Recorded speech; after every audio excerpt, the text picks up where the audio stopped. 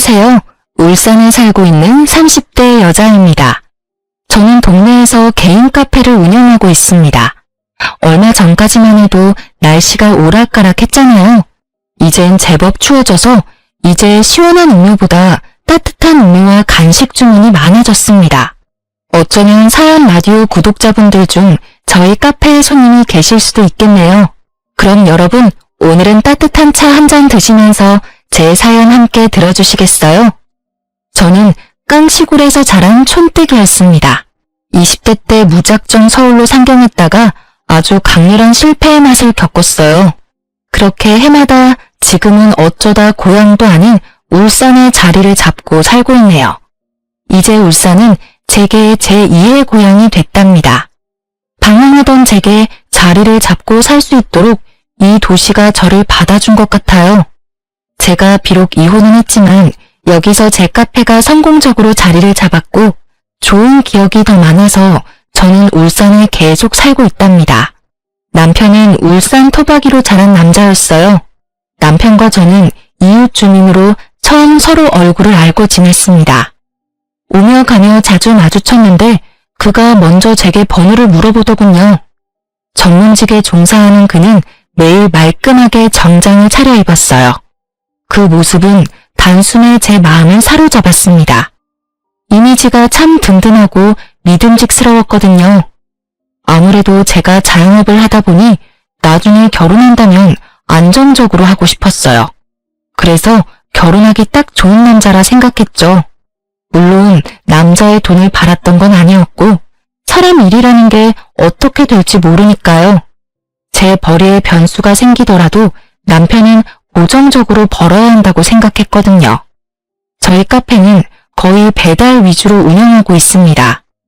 매장에 오는 손님보다 배달 주문이 훨씬 많아요. 배달 매출이 거의 한 달 매출의 전부를 차지하고 있습니다. 작은 카페이지만 꽤 오랫동안 한자리에서 운영해서 단골 손님도 많았습니다. 그 덕분인지 감사하게도 저는 몇 천씩 매달 고정적으로 무리 없이 벌었습니다. 코로나 때도 수입이 오히려 증가해서 신기했어요. 격리하는 사람들의 배달 주문이 더 늘어났거든요. 그런데 남편은 처음 만났을 때부터 제게 카페 수입은 궁금하지 않다고 저 알아서 하라고 했습니다. 본인 일만으로도 워낙 바쁜 사람이기도 해서 딱히 제가 하는 일에 관심이 없어 보였습니다. 그래서 남편은 제가 그만큼의 수입을 벌고 있다는 걸 몰랐어요. 그때는 제가 그저 푼돈 번다고 생각했겠죠. 그래서인지 신혼집도 상의를 할 것도 없이 남편이 상의도 없이 혼자서 알아보고 마련했더군요. 저도 개인적으로 수중에 모은 돈 꽤 있었거든요. 미리 상의했더라면 저도 충분히 돈을 보탤 수 있었는데 좀 당황스럽더라고요. 게다가 결혼식도 아직 안 올린 상태였고요. 나중에 같이 살 집인데 독단적으로 행동하는 게 참 이기적이라고 생각했습니다. 그러다 문득 예비 신랑이 제게 금전적인 짐을 덜어주려 그러나 보다 싶어 이해하려 했죠. 하지만 그건 배려가 아니라 그냥 그게 이기적인 그놈의 본성이었던 것 같아요. 신혼집까지 결혼식 올리기도 전에 구해버린 예비 신랑이 당황한 건 저뿐만 아니었어요. 예비 신랑 말 들어보니 예비 시부모가 허락도 안 받고 진행하냐며 난리가 난 듯 했습니다. 불안해하는 저를 보고 예비 신랑은 모든 걸 알아서 한다고 걱정하지 말라더군요. 처음엔 저를 너무 사랑해서 그런 줄 알았는데 살다 보니 인생의 모든 게 자기 뜻대로 흘러가야 직성에 풀리는 남자였던 것 같아요. 그걸 바보처럼 저는 듬직한 놈이라 착각했네요. 불도저처럼 결혼을 진행하려는 예비 신랑과 달리 예비 시부모는 강력하게 저희 결혼을 반대했습니다. 예비 시부모는 아들의 마음 어떻게든 돌려보겠다고 여러 아가씨와의 맞선을 강력하게 추진했다 합니다.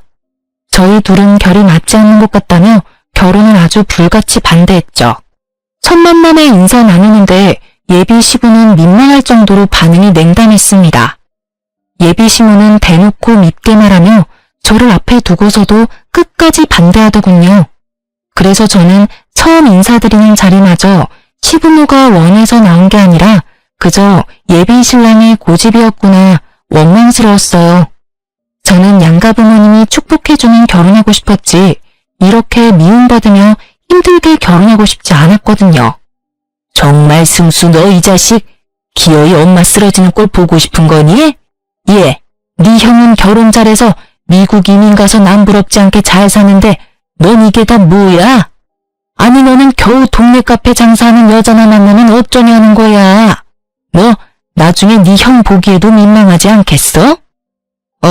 형이랑 비교 좀 하지 말라니까요. 내가 결혼하는데 형 얘기가 왜 나와요? 안 나오게끔 네가 잘하던가 이놈아. 아가씨, 미안하지만 수준이 엇비슷해야지 아예 차이 나버리면 우리 입장이 참 곤란해. 아니 집도 말이야. 어른들한테 단 한마디 상의 없이 덜컥. 아가씨가 도대체 우리 아들 어떻게 꼬드겼는지는 모르겠지만 난 이 결혼 허락 못해요. 네, 잘 알겠습니다. 뭘 알겠어요? 우리 아들이랑 헤어진다는 말이에요? 네, 이렇게까지 반대하시는데 제가 별 수 있나요? 저는 이렇게 모욕적인 말 들어가면서 힘들게 승수 씨랑 결혼하고 싶은 마음은 절대 없습니다. 제가 미련 없이 헤어지겠다고 답하니 예비 시모는 또 그거 가지고 난리더군요. 참나 기가 막혀서.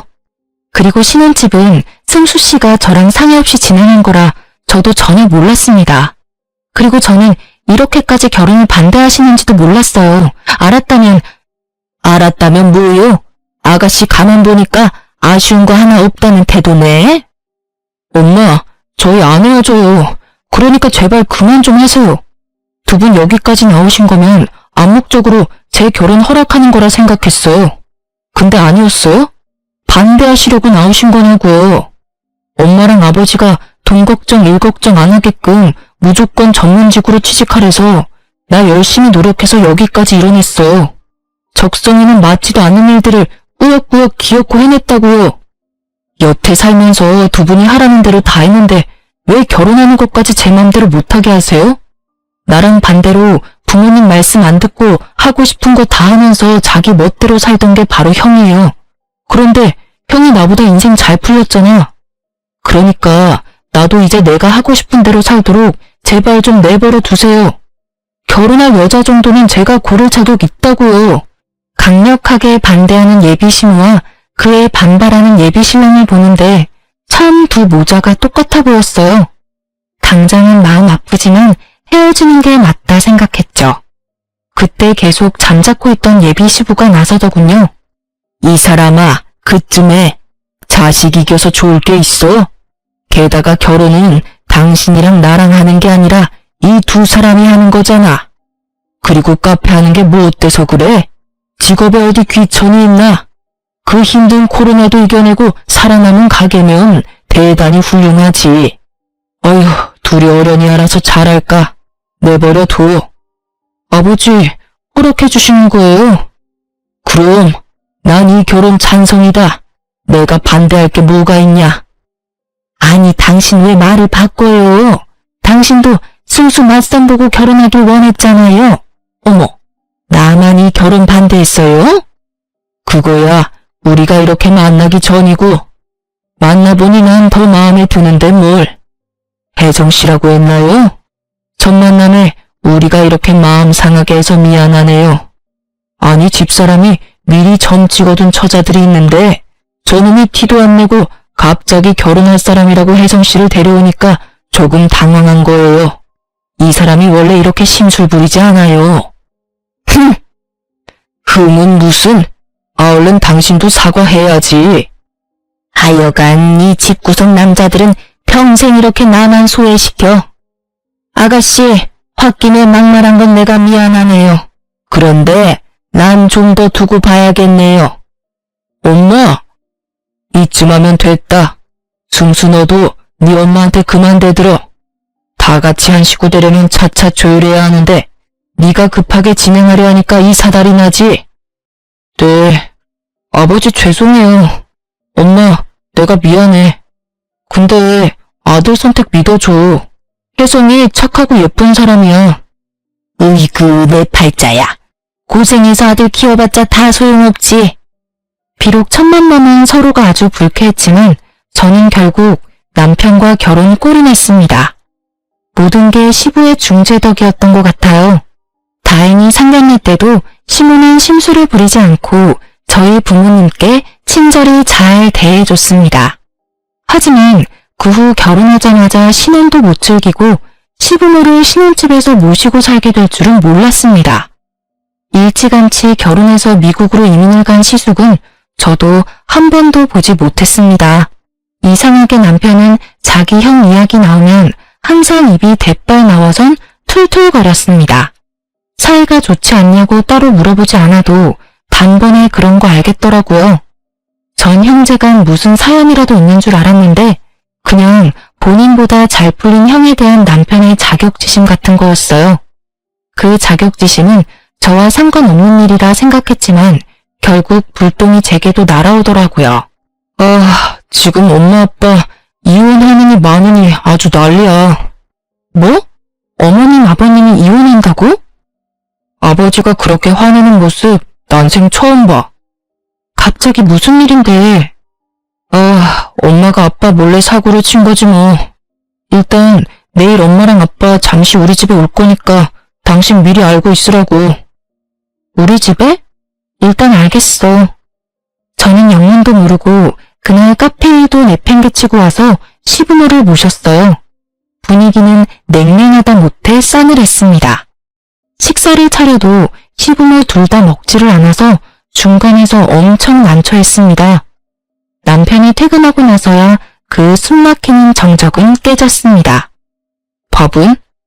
두 분 다 점심때부터 걸으셨지. 차려드렸는데도 안 드셔서 두유라도 챙겨드렸어. 근데 진짜 무슨 일이야? 나도 알아야 뭘 대비하지. 일단 당신은 신경 쓸 거 없어. 시부모와 남편이 대화하기 직전까지 저는 아무것도 모르고 멍청하게 있었어요. 굳이 아침 대바람부터 시부모가 찾아와 남편 퇴근 때까지 기다리는 것도 너무 이상했어요. 자, 이제 당신이 말해봐. 앞으로 어떻게 할 거야? 도대체 무슨 생각으로 상의도 없이 그런 일들을 벌여놔? 상의하면 당신이 오케이 했겠어요?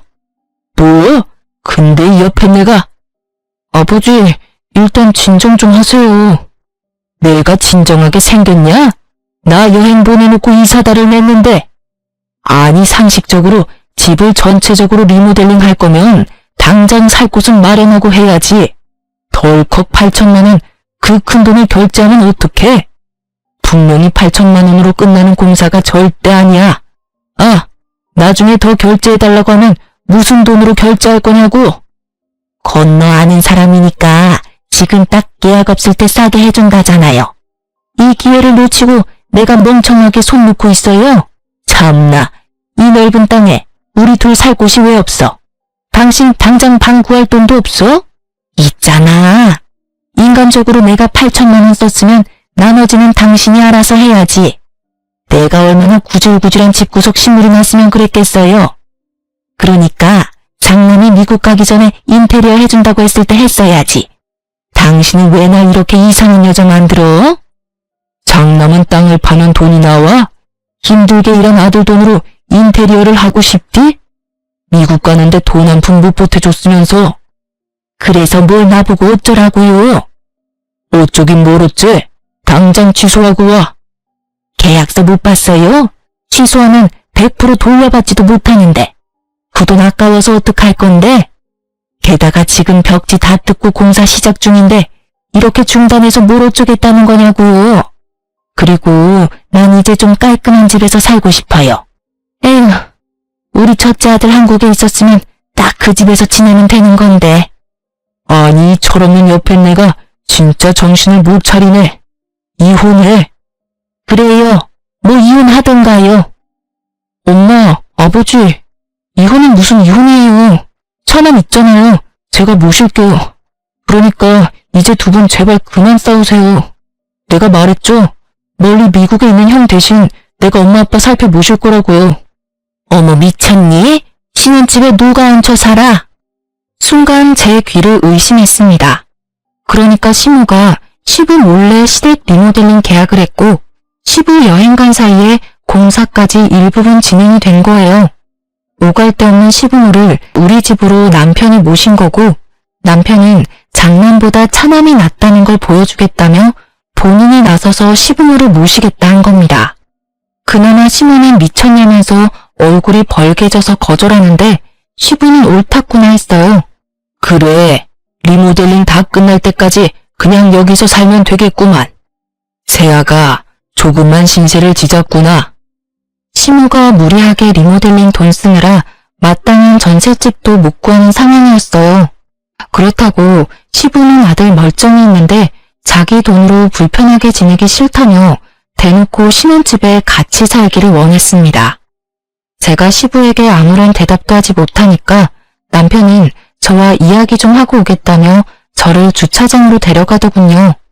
그렇게 남편은 저와 한마디 상의도 없이 시부모를 신혼집에서 모시자 하더군요. 당신 괜찮지? 아까는 많이 당황했지. 그래도 우리가 두 번 평생 모실 거 아니잖아. 어차피 내 돈으로 신혼집 마련했고 엄마 아빠 내 집에 못 모실 이유 없어. 이럴 때 형보다 낫다는 걸 내가 보여줘야지. 남편 기 좀 살려줘. 우리가 엄마 아빠 집 리모델링 할 동안만 잠시 모시자. 미리 얘기해줄 순 없었어? 언질이라도 좀 해주지 그랬어. 아무리 당신 돈 들어간 집이라지만 여긴 우리 신혼집이잖아. 서운했어? 미안해. 그럼 당장 이혼하는 많이 하시는데 어떻게 내가 가만히 있어. 가뜩이나 정신없어서 당신한테 전부 설명할 시간 없었어. 시간이 없었다는 건 핑계 아니야? 아니? 당신 충분히 나한테 상의할 시간 있었어. 제가 남편을 외면하자 남편은 뭔가 잘못된 걸 느꼈는지 제 손을 잡고 빌더군요. 우리 엄마 아빠가 돌아갈 집이 없는 것도 아니고 집 공사만 끝나면 내가 당신 모시고 살게. 어? 딱 2년만 참아주라. 엄마도 당신한테 시집살이 못하게 내가 중간에서 잘할게. 응? 막상 살아보면 모시기 어렵진 않을 거야. 어차피 당신도 카페 일하고 나도 회사 나가니까 집에서 마주칠 시간도 별로 없잖아. 게다가 두 분 집에만 있는 분들 아니라 주말이면 어디 놀러가고 집 텅텅 비어. 친구분들도 많으시고. 그러니까 여보, 이제 결혼했으니까 당신은 내 편이잖아. 나 딱 한 번만 봐주라. 내가 진짜 잘할게. 남편은 간절하게 눈물까지 글썽이며 시부모랑 함께 살자고 부탁했어요. 저도 당장 마땅히 갈 곳도 없는 시부모 어디 내쫓을 수도 없는 노릇이라 반강제로 오케이 할 수밖에 없었습니다. 그런데 오히려 시모가 뜻을 굽히지 않더라고요.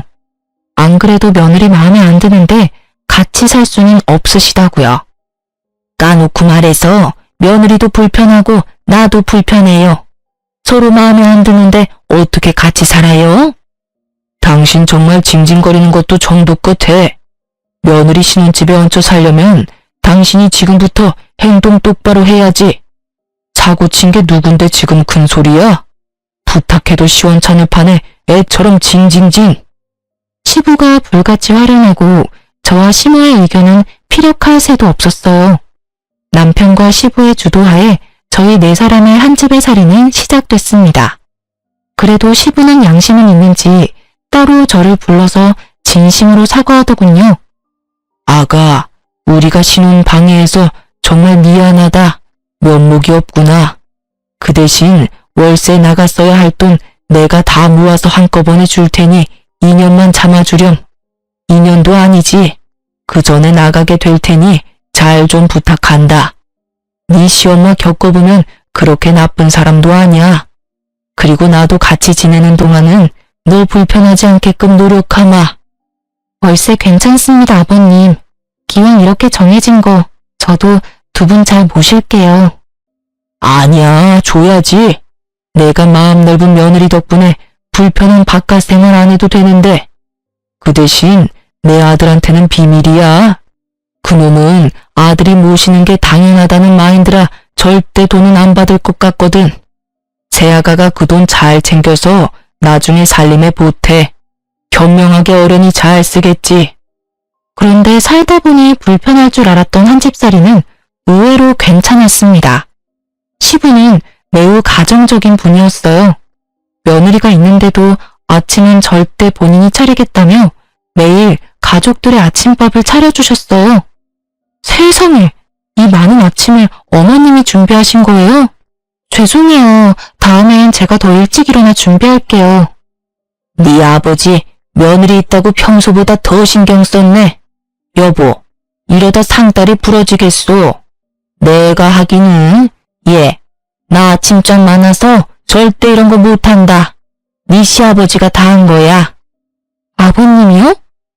우리 아버지 요리 솜씨 끝내줘. 그만 놀라고 어서 식기 전에 먹자. 저는 아침 먹는 내내 감탄했고 시부는 칭찬에 멋쩍어 했습니다.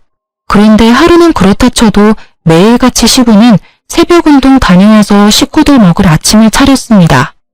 일찍이 가족들 아침밥을 준비하는데 제가 그 시간을 따라잡기 힘들더라고요. 처음에 저는 그게 며느리 테스트인가 싶었어요.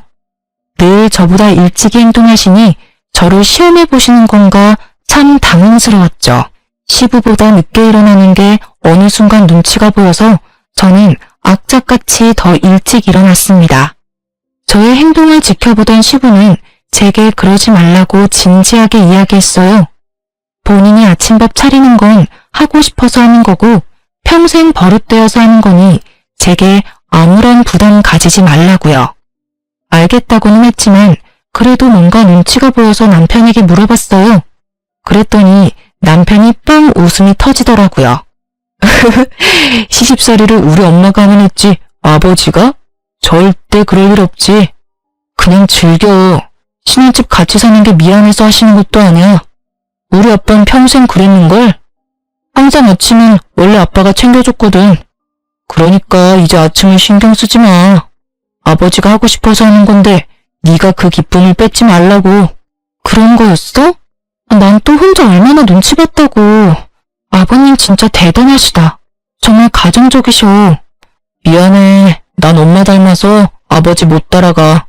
그러니까 지금 아버지 우리랑 있을 때 실컷 아침 얻어먹으세요, 부인.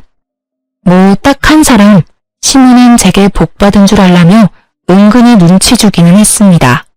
하지만 그것 말고는 시집살이도 딱히 없었네요. 남편이 처음 말했던 것처럼 한 집살이는 크게 불편한 거 별로 없었어요. 그렇게 내 가족 나름 화목하게 살고 있었는데 그날 이후로 모두에게 큰 변화가 생겼습니다. 아침은 절대 걸으면 안 된다고 하던 시부가 말도 없이 안 보이는 거예요. 아침 식사도 차려져 있지 않아서 저는 어딘가 싸했습니다. 남편과 시모 역시 시부가 연락 없이 이럴 사람 아니라고 갸우뚱했죠. 저는 카페 출근도 하지 않고 시부에게 미친 듯이 전화를 걸었습니다. 10번쯤 걸었을까? 시부가 아닌 낯선 젊은 여자가 받았습니다. 여보세요? 아버님, 연락도 없이 사라지셔서 저희 많이 걱정했어요. 지금 어디세요? 아직 운동 중이세요? 네, 여보세요. 띵띵띵님 가족분이신가요? 전화 받은 사람은 다름 아닌 응급실 간호사였습니다. 그날 새벽 운동하다가 시부가 갑자기 쓰러진 거였어요. 뇌경색이라더군요. 그렇게 시아버지가 뇌경색으로 쓰러진 후로 더 이상 아버님의 따뜻한 아침밥은 먹을 수 없었습니다. 그래도 한 식구로서 몇 개월 지냈다고 저는 친아버지가 일당하신 것처럼 눈물이 그렇게 나더라고요. 바깥 생활하기 싫다던 저희 시부는 그렇게 낯선 병원 생활을 시작하게 되었습니다. 다행히 시부는 목숨에는 지장이 없었는데 골든타임을 조금 놓친 탓에 오른쪽 손과 다리에 편마비가 왔어요. 다행히 왼손은 멀쩡히 쓸 수 있었습니다. 한쪽이라도 멀쩡해서 저는 다행이라 생각했어요. 아버님을 붙잡고 정말 다행이라고 저는 울었어요. 그런데 시모와 남편의 표정은 매우 좋지 않았어요. 간호사가 그러는데 낙상사고 위험도 있고 24시간 상주할 보호자가 꼭 필요하대요. 간호사한테 누가 보호자인지 말해달라는데 당연히 엄마가 있을 거죠? 간단하게 짐은 이 사람이랑 같이 다시 집에 가서 챙겨올게요. 뭐 필요한지만 말해줘요, 엄마. 뭔 소리냐 그게? 난 못한다. 뭔 소리야, 엄마? 엄마가 못하면 누가 해요? 다 늙어서 손하기 힘도 없는 내가 네 아버지 어떻게 간병하니? 쓰러지는 거 붙잡다가 나도 같이 넘어질지 몰라. 에이그, 몰라. 나 못해. 네가 네 아버지 간병인을 구하던지 해라. 가뜩이나 호라비 냄새 가득한 이 남자 병실에서 내가 어떻게 먹고 자고 간병까지 하니? 시몬은 당번에 못한다고 거절했습니다. 남자 병실에서 간병하는 거 못할 짓이라면서. 그럴 수도 있다고 생각하기엔 시모의 얼굴엔 시부의 걱정보다는 경멸스러움이 가득 묻어났습니다. 시부는 시모의 그런 행동에 상처받았는지 아니면 미안해서인지 입도 뻥긋하지 않았습니다. 그래서 우선 저희는 간병인을 구했습니다. 그런데 간병인 쓰는 것도 돈이 만만치 않더군요. 어느 날 밤에는 집에서 남편과 시모가 이야기하는 걸 들어버렸습니다. 차라리 시부가 장애를 얻을 바에 한 번에 죽는 게 나았다고 말하더군요. 남편은 들어가는 돈이 만만치 않다고 하고 시모는 평생 자기가 수발하면서 살아야 할지 모른다고 오열했습니다. 솔직히 보험금이 크게 나오지는 않았어도 치료할 돈과 병원비 쓴 부분은 거의 나오는데 남편이 그렇게까지 말해야 하는 건가 싶었어요. 그 이후로 오열했던 시모는 배우자가 사고를 당했는데도 나 몰라라 밖으로 놀러다녔습니다. 시부 병원에는 코빼기도 얼굴을 비추지 않았습니다. 저는 간병인이 있어도 카페 일을 해도 자주 시부를 보러 병원에 갔어요. 남편은 아버지 쓰러지고 어머니가 나 몰라라 하니 스트레스 받아서 자주 제게 신경질을 부렸습니다. 그가 사소한 것에 예민하고 짜증을 부리니 자연스레 부부싸움은 잦아졌습니다. 그러다 결국 남편은 제게 돈 안 되는 카페 장사 접고 아빠 좀 방광해달라고 울면서 호소하더군요. 남편이 참다 무너진 거라 생각했어요. 안쓰럽기도 하고 한편으로는 너무 원망스럽더라고요. 저는 우선 손해가 조금 생기더라도 직원을 더 고용했습니다. 남편에게는 알겠다고 말했지만 카페 장사를 아예 접지는 않았습니다. 알바와 직원으로 카페를 살려두고 저는 시부 회복될 때까지 살뜰히 간호했습니다. 남편 때문이 아니라 시부에게 고마웠던 일들이 있으니 저도 해보는 데까지는 해보고 싶었어요. 다행히 3개월 이후 시부는 퇴원했습니다. 하지만 굳어버린 한쪽 다리와 손은 끝내 정상적으로 돌아오지 않았습니다. 시부에게 장애가 생기자 순식간에 남편과 시모는 집에서 시부를 찬밥 신세 취급하더군요. 차라리 아버님이 입원해 있을 때가 더 낫겠다 싶을 정도로요. 아버지, 내가 몇 번을 말해요. 냄새나니까 하루에 한 번은 꼭 씻으라고요. 미안하다.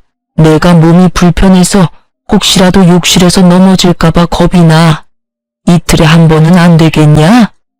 아이씨, 몇 번을 말해요. 하루에 한 번씩 하라고요. 아니면 목욕탕을 가세요. 예? 제발요. 알겠다. 노력해보마. 당신은 지금 아버지한테 말버릇이 그게 뭐야? 전 그러면 당신이 목욕탕 모시고 가. 우리 욕실 좁은데 아버님 매일 씻기면 당연히 불편하지. 당신이 우리 아빠 씻겨줄 거 아니면 말을 마. 온 집안에 노인네 냄새 나는데 당신은 안 나? 참 비위도 좋다. 아버지, 엄마가 집에 안 들어온 이유를 좀 생각하세요. 방에 아버지 신내가 가득하잖아. 누가 들어오고 싶겠어요? 미안하다. 내가 아파서 미안해. 저는 싹 수 없는 남편을 보면서 많이 놀랐습니다. 혹시라도 제가 아프거나 이런 비슷한 상황이었으면 저 사람이 어떻게 행동했을까 싶었죠. 하나를 보면 둘을 한다고 본인 아버지한테도 저러는데 저한테는 더 했겠지 싶었습니다. 그렇게 저는 남편에게 정이 많이 떨어진 상태로 결혼 생활을 겨우 이어나갔습니다.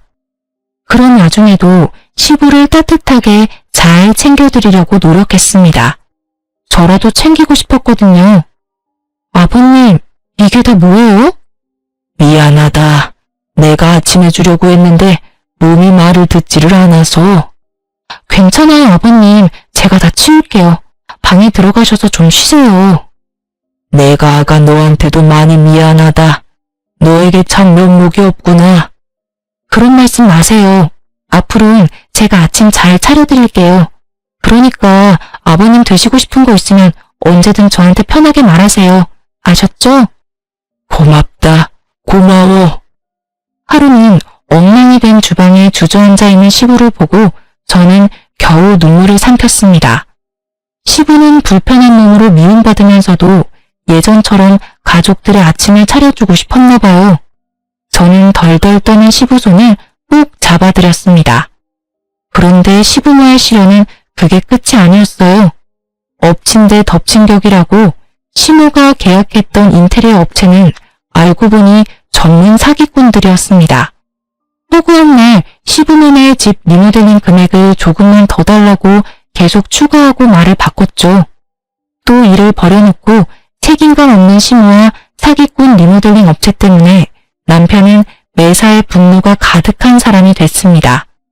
결국 무리해서 시모는 남편의 돈까지 써서 인테리어 업체 요구를 다 들어줬지만 결론은 시모가 리모델링 사기를 당한 거였어요. 남편의 본가에 찾아가 보니 폐가 수준이더군요. 그곳은 사람이 살 환경이 아니었습니다. 당연히 그 불똥은 또 제게 튀었고요. 남편은 씩씩거리며 몇 년 더 시부모랑 함께 살아야겠다고 제게 말했습니다. 아니, 그놈의 리모델링에 지금까지 돈 날린 게 얼만데 또 돈을 더 달래요. 돈 날리다니 뭘 날려? 다 공사하는데 필요하니까 그렇지. 엄마, 지금 돌아가는 꼴 보고도 그 말이 나와요? 엄마 지금 사기당한 거라고요. 아, 원래 아는 사람이 더 무서운 법이에요. 처음부터 제대로 된 업체 골랐어야죠. 이러다 아들 모은 돈 다 날리겠다고요. 아, 네가 투자한 만큼 결과물이 잘 나오겠지. 어차피 네 아빠랑 나 죽으면 그 집도 네가 가질 거 아니냐. 좋은 게 좋은 거라고. 마지막으로 엄마 딱 한 번만 도와줘. 됐어요. 지금부터 내가 알아서 해. 엄마는 손 떼요. 내가 어떻게든 그놈들 소송해서 제대로 된 인테리어 완성시킬 거니까요. 그리고 당신이 딱 몇 년만 더 참아줘. 이 소송 길어질 것 같으니까 다 같이 몇 년만 더 살아야겠어. 뭐? 나 참을 대로 참았거든? 얼마나 내가 더 참아야 해? 뭐라는 거야? 당신이 뭘 참았는데? 당신이 돈을 썼어, 뭘 썼어? 전부 내 돈만 썼구만. 나 안 그래도 스트레스 받아 죽겠으니까 당신까지 보태지 마. 당신은 엄마 아빠 집이니까 당신 돈 쓰는 게 당연하지. 당신이 이렇게 같이 사는 사람 무시하는 거 난 더 이상 못 참겠어. 당신이 날 무시하는 것도 싫고 아버님을 무시하는 것도 싫어. 넌 네 부모도 제대로 못 모시면서 또 날 가지고 대리수발까지 들게 했잖아. 너 아버님 모시고 어디 밥 먹으러 나간 적 있어? 안 그래도 답답하실 텐데 모시고 바람이라도 쐰 적 있냐고. 이혼하자. 더 이상 못 해먹겠어. 아니 듣자 하니까 너 우리 아들한테 그게 무슨 막말이냐? 네가 한 게 뭐가 있다고. 어머님도 제발 아버님 구박 그만하세요. 그러니까 남편이 부모 공경할 줄 모르잖아요. 이혼? 결국 너도 우리 아빠 장애인 됐다고 이혼하자는 거잖아. 이 못된 여자야. 아버지 봤죠? 결국 아버지 때문에 나 이혼까지 하겠네. 그냥 그때 죽지 그랬어요.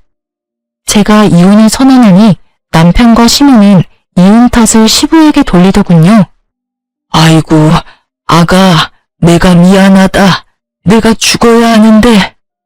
아니에요, 아버님. 아버님 때문이 아니라 순전히 저 이기적인 놈 때문입니다.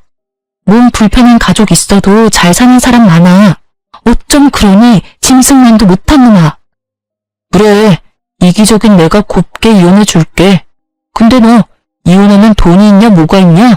가진 거 집불도 없는데 이혼녀로 살아갈 수 있겠어? 그렇네. 내 아들은 이혼해도 떵떵거리며 잘 살 테지만 너는 뭘 믿고 이혼하자는 거야? 야, 내가 가진 게 왜 없어? 왜 돈이 없을 거라 생각하는데요? 그럼 네가 가진 게 뭐가 있는데? 남편님은 사과나 매달리기는커녕 저를 자극하고 비웃으며 이혼하자더군요. 좀 치사하긴 하지만 저는 그동안 시모와 남편이 제게 돈을 빌리려고 하길래 돈 없는 척하며 제 재산과 카페를 꼭꼭 숨겼습니다. 숨기길 잘했다고 지금도 생각해요. 그럼 그런데 시부 역시 그랬나 봐요. 시부는 그동안 시모와 남편이 돈 있냐고 물어도 없다고 했으면서 통장 하나를 주섬주섬 꺼내서 제게 주더군요. 아가, 내가 약속했었지? 이혼해서 꼭 행복하게 살아야 해. 이 집 구석은 다 있고 이 돈으로 새 출발하는데 보태라. 아버님, 이게 뭐예요? 아가 네가 있어서 내가 사람처럼 살았어. 정말 고맙다. 그동안 너무 고생 많았다. 시부가 고맙다고 울면서 통장과 도장을 내밀었는데 세상에 5천만 원이 들어있더라고요. 남편님은 통장을 보자마자 눈이 돌아서는 시부를 밀쳤습니다. 시모 역시 통장을 보고 눈이 희번뜩하더군요. 노인네야, 그걸 아들한테 줘야지 생판 남인 며느리한테 왜 줘? 시부의 통장을 뺏기 위해서 남편과 시모는 갑자기 서로 옥신각신하더군요. 아빠 통장은 당연히 엄마 거지. 내놔 이 자식아. 엄마, 또 이 돈 가지고 가서 리모델링 업체 홀라당 주려고 그러죠? 절대 못 넘겨요. 통장 날 달라고요, 아버지. 저 돈을 널 왜 줘? 미국 우리 장남이 있는데 미국에 돈 보내줘야지. 남한테 왜 주겠냐? 여보 그러지 말고 통장 나한테 넘겨요. 장남 줘야지. 그래야 우리가 미국 가지. 엄마, 무슨 말이 그래? 며느리는 남이라 해도 내가 남이야? 왜 그 돈을 미국에 보내? 시모와 남편 싸우는 꼴 보다가 시부는 있는 힘을 다해 남편에게 뺨을 날렸습니다. 제 부모도 못 알아보는 썩을 놈. 시원하게 남편 뺨 날린 시부는 시모에게 가래친 침을 탁 뱉으며 말했습니다. 이게 뭐 하는 짓이에요? 너희들이 무슨 자격으로 내 돈을 가져? 내가 살아있는 한 절대 못 가져. 내가 아프고 병들어도 한결같이 사람 취급해준 사람이 내 며느리야. 통장은 며느리한테 준 거니까 다들 건드릴 생각하지도 마. 내가 가만 안 있을 거야. 그리고 당신 미국에서 늙은이들 반길 것 같아? 웃기지도 않아. 그러자 남편님은 돌변해서 내 집에서 나가라며 발악하면서 시부를 쫓아냈습니다. 지가 시부를 밀치는 건 되고 시부가 자기 뺨 한 대 친 건 용납이 안 되나 봐요. 다시 한번 시부에게 손찌검하려는 남편님 보고 저는 온 몸을 날려서 시부를 감쌌습니다. 다행히 시부는 다치지 않았지만 머무를 집은 완전히 잃었습니다. 저는 고민도 하지 않고 시부와 함께 시골 친정에 갔습니다. 너무 갑작스러워서 친정 부모님 두 분 다 당황하는 눈치였지만 시부 편하게 잘 지낼 수 있게 한다고 제게 걱정하지 말라고 하셨어요. 시부를 안전한 곳에 모시고 저는 다시 울산으로 돌아와 밀린 카페 일을 하면서 지냈습니다. 그동안 남편과의 이혼도 준비했고요. 그런데 시골에 계셔야 할 시부가 얼마 안가 카페로 찾아왔어요. 아버님, 어머, 어떻게 여기까지 오셨어요? 혼자 오신 거예요? 어떡해요, 잠자리가 많이 불편하셨어요? 그런 게 아니라... 그런데 시부는 최근에 본 적 없는 해맑은 미소를 지었습니다. 안녕하세요. 처음 뵙네요. 제가 모시고 왔습니다. 네? 누구세요? 네, 그렇게 저는 미국 살고 있는 시숙과 처음 인사했습니다. 시부가 미국에 있는 시숙에게 연락해서 아주버님이 부랴부랴 한국에 들어온 거예요. 알고 보니 시부 쓰러진 것도 그동안 아주버님께 쉬쉬했던 시모와 남편이었대요. 아주버님은 시부를 보살펴줘서 정말 고마웠다고 눈물을 글썽이며 제게 5천만 원의 수표를 내밀었습니다. 시부 역시 받으라고 옆에서 눈물 짓고 계셨네요. 돈은 필요 없습니다. 아버님이 워낙 저를 예뻐해 주셔서 저도 보답한 거예요. 세상 며느리 중에 아버님이 차려준 아침 먹고 출근한 며느리가 몇이나 되겠어요. 받아주세요. 그동안 아버지 간병한 비용도 포함입니다. 물론 이 돈으로 그 은혜 다 못 갚을 거합니다. 사돈 어른들께서도 저희 아버지 잘 챙겨주셨다고 들었어요. 한국 떠나기 전 조금이라도 은혜 갚고 싶어서 그래요. 네? 아가, 나 큰아들이랑 미국 가기로 했어. 정말 잘 됐네요, 아버님. 축하드려요. 그동안 정말 고생 많으셨잖아요. 그런데 전 이미 아버님께 5천만 원 받았고 아주버님한테까지 받을 필요는 없어요. 받더라도 남편님한테 돈 받을게요. 돈은 줘도 그놈이 줘야죠. 제가 한사코 거절해도 시숙과 시부는 제게 돈을 받아야 한다고 했죠. 살짝 실랑이를 벌이고 있는데 그때 남편과 시모 카페에 도착했습니다. 시부가 미리 불렀었나 봐요. 형이 여기 어떻게 있어? 시숙을 보고 놀라는 남편과 달리 시모는 아주 웃음꽃이 폈더군요. 아이고 우리 장남, 한국 오면 온다고 왜 말을 안 했어? 미리 짐 싸놓고 기다리는 건데. 나 데리러 온 거 맞지? 그럴 리가 있겠어요? 뭐? 시모에게 냉정하게 한마디를 하고 시숙은 남편에게 성큼성큼 다가갔어요. 뺨을 크게 날리려는 제스처를 취한 시숙은 남편이 두 눈을 질끈 감자 젠틀하게 손을 내리더군요. 너랑 똑같은 불이 되고 싶지 않아서 내가 참는다. 알겠냐? 아버지가 그동안 우리를 어떻게 키웠는데 손찌검을 해. 네가 인간이냐? 짐승이지. 엄마도 그래요. 사람이 어떻게 그래요? 아버지가 평생 엄마한테 얼마나 잘해주셨는데 누구라도 아버지 아프셨으면 나한테 말했어야지. 아이씨, 야, 때려봐, 때려. 때리려던 거 아니야? 자기만 잘 살겠다고 온 가족 버리고 미국 떠날 때는 언제고 이제 와서 무슨 효자 코스프레야? 그래, 효자 코스프레 제대로 해볼게. 아버지 모시고 다음 주 미국 다시 돌아갈 거야. 그러니까 어머니는 둘째 아들이랑 잘 사세요. 이제 나 2번 다시 한국 안 들어올 거니까요. 뭐? 날 데리고 가야지 날. 다리도 제대로 못 쓰는 아무짝에도 쓸모없는 네 아빠를 뭐하러 미국까지 데려가? 아이고, 날 데려가란 말이다, 날. 참나, 그동안 아버지 챙긴 게 누군데 아무것도 안 주고 그냥 가려고? 내가 그동안 쓴 돈이 얼만데? 돈이라도 내놓고 가. 남편님은 자기 형한테 돈 내놓으라며 난리를 피웠어요. 눈에 보이는 저희 카페 물건 깨부수고 말릴 새도 없이 마구 던지더군요. 남의 영업장에서 미친 거야? 그만하지 못해? 아버님 챙긴 돈을 달라고? 그게 네가 할 말이야? 내가 산 증인이야. 아주버님, 저는 한 거 없어요. 돈 절대 주지 마세요. 그러자 남편은 끼어들지 말라며 제 뺨을 날리고 기어코 자기 형에게까지 주먹을 날렸습니다. 말리던 시부도 그에게 밀쳐져서 쓰러졌어요. 시모가 경찰에 신고해서 경찰 도착해서야 상황은 종료됐습니다. 시부, 시숙, 그리고 저까지 저희 3사람 다 남편을 폭행죄로 신고했어요. 카페 CCTV 영상을 경찰에 증거물로 제출했고요. 저희 3사람은 경찰 조사 때 절대 합의하지 않겠다고 선전포고했습니다. 남편님은 그러든지 말든지 반성은 끝까지 안 하고 당당하더군요. 벌금 뭐 얼마나 한다고? 내면 되지 뭐.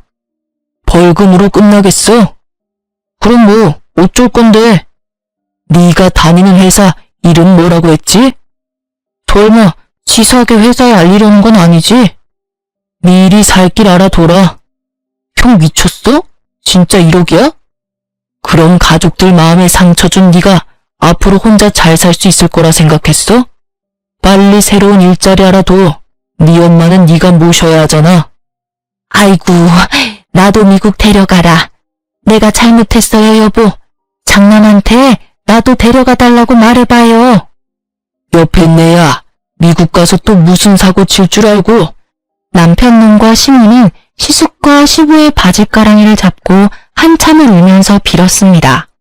하지만 시숙은 그대로 가만히 있지 않았어요.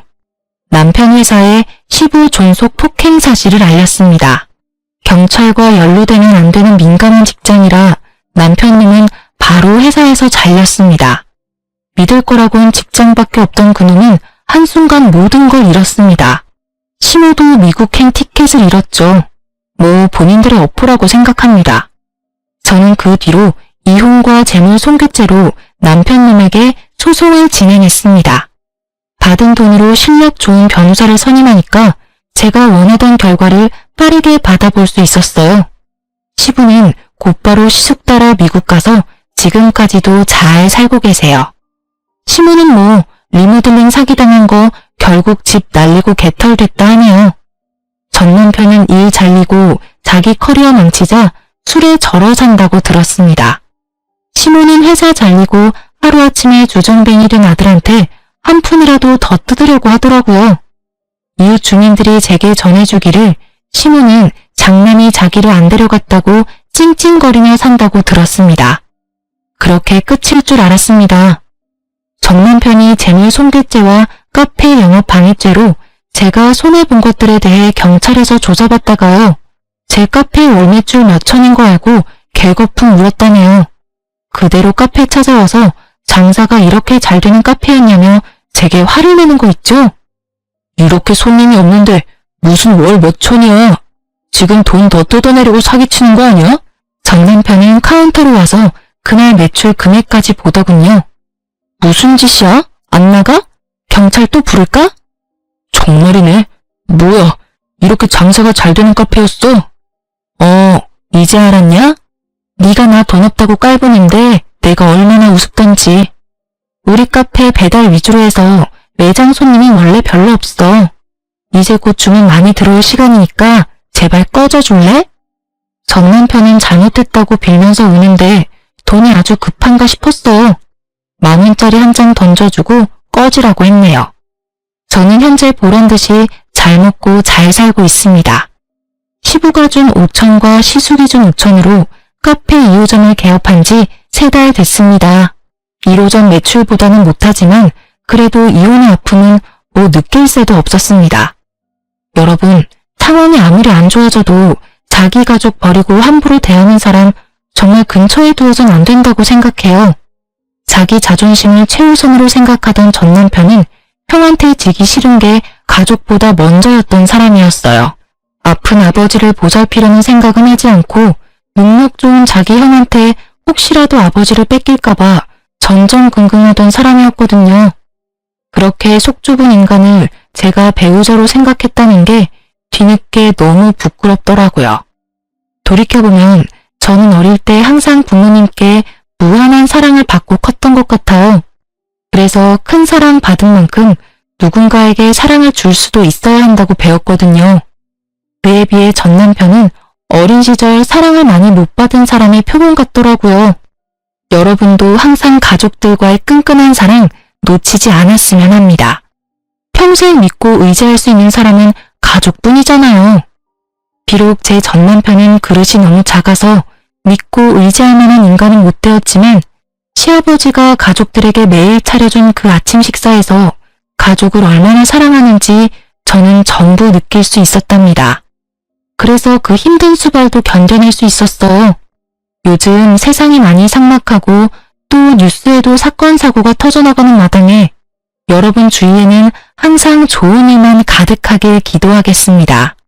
그럼 지금까지 제 긴 사연 들어주셔서 감사합니다.